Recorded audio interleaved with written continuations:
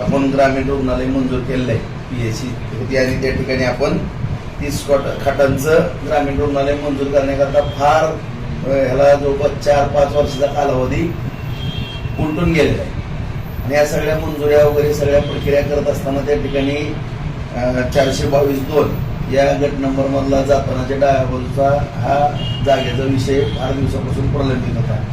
त्याकरता माननीय जिल्हाधिकारी साहेबांनी एक वेळोवेळी पत्रव्यवहार होईल आम्ही त्याचा पाठपुरावा केला। त्यानंतर त्यांनी आदेश पारित केले की काही शर्ती अटीवरती ती जागा आपली 30 खाटाच्या ग्रामीण रुग्णालयाकरता देण्याचे त्यांनी आदेश पारित केले। त्यानंतर माननीय तहसीलदारांकडे या बाकी सगळ्या सोपवण्यात आल्या त्याचा कब्जा वगैरे देण्याचा, परंतु कब्जा देत असताना त्या ठिकाणी काय अतिक्रमण वगैरे बरेच विषय त्यातला मोजणीचा विषय प्रलंबित होता।